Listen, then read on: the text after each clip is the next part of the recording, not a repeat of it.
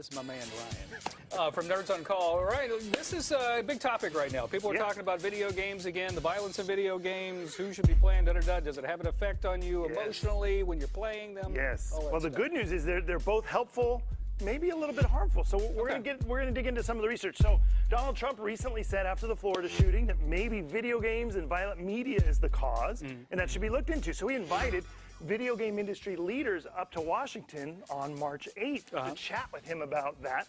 And so we did a little research ourselves. I've done the internet a thing or two.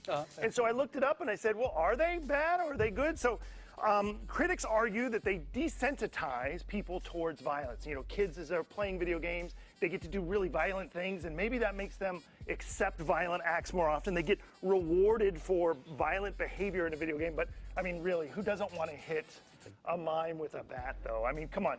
So it also teaches children that solving problems or conflicts with violence sometimes is a good thing, right? I mean, that all sounds really bad. That's what the critics are saying. So the American Psychological Association in August of 2015 said that research demonstrates a link between violent video game use and both an increase in aggressive behavior and a decrease in pro-social behavior like empathy and moral engagement, right? Okay. That sounds really bad, too. That does sound bad. And the American Academy of Pediatrics in July of 2016 said video games that use human or other living targets or award points for killing teaches children to associate pleasure and success with their ability to cause pain and suffering to others.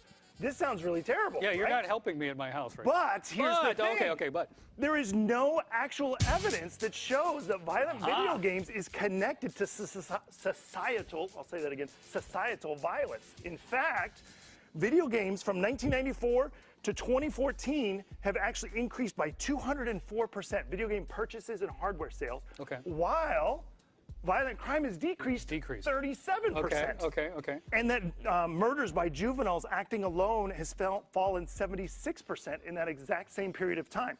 And violent crime, this is the juvenile violent crime index arrest rate, has dropped 63% from 1994 to 2012. And it was reported that in 1991, you are 43% more likely to be in a violent conflict in high school than in 2013, which is only 25%. Okay. So you see, violence is going down, video game use is going up. So that doesn't quite make a lot of sense, right? Okay. Do video games make someone more violent, or do violent people just like video games?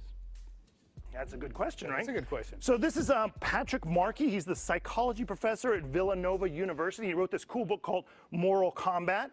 And on this, he talks about the fact that video games, immediately after use, it increases your acceptance towards violence. And one of the examples he gave is people were more likely to give spicy hot sauce to people who don't like spicy food.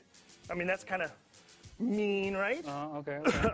It also temporarily increases aggression, but it does the same thing as when you watch a movie. It's the same kind of reaction you have. If you watch a sad movie like Fault in Our Stars, you're going to be sad, but it doesn't make you clinically depressed. Right? And so video games is the same way. There's a temporary reaction to this violence, and your aggressions go up, but it's temporary. It eventually goes away. By the way, just showing that makes me want to cry.